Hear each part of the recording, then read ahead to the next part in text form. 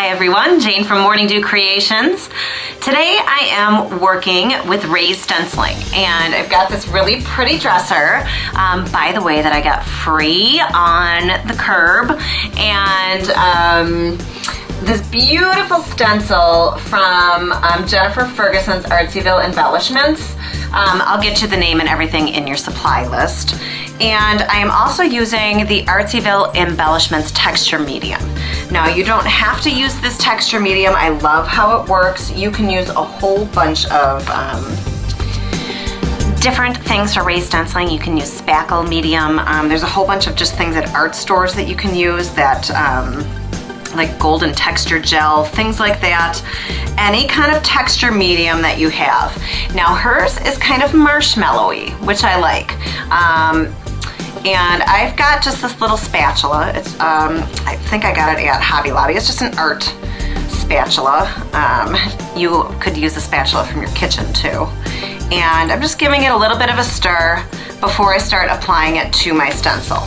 Now, my stencil should normally have an adhesive spray behind it, but I have a ledge that it's going over, so I'm just taping it, and I'm really gonna have to just take my time here pressing it down. I'm not gonna really worry if it gets outside of the stencil lines, because I'm going to be doing more things to the raised stenciling.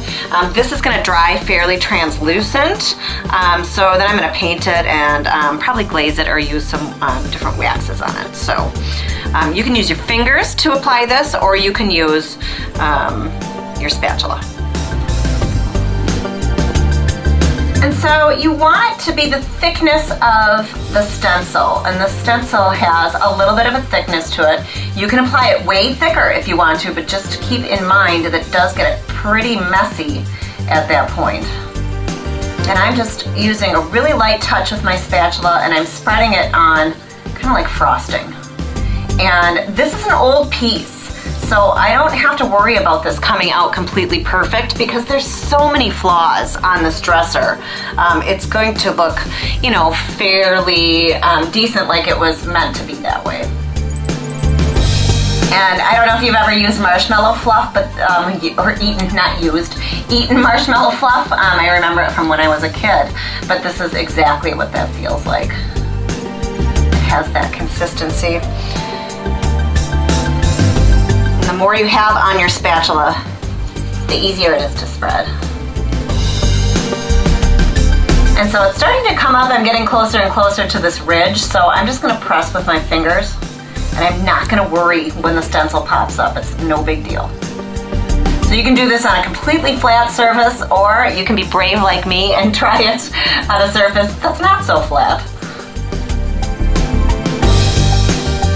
Okay, so I've got it applied all over my entire stencil, and I'm just going back with a little bit more. There are a couple places that I found that were a little too thin. And if it dries and it has peaks on it, it's no big deal, because you can just lightly buff it with your sandpaper. So you don't need to worry about that. I just want to make sure it's not too thin, so you can actually tell that it's a raised stencil. So really that's all there is to the raised stenciling. You're going to let this dry completely, which may take a couple of hours. And then I'm going to go back and embellish it a little bit more. But you can see, like in here, it's a little bit messy because it went over that ridge, but it's no big deal, because I'm gonna take my sandpaper and just give it a light little buff, and it'll be totally fine. So I will post the finished project, but as far as raised stenciling, that's all there is to it. Awesome, hey? All right guys, I will see you for the next tutorial.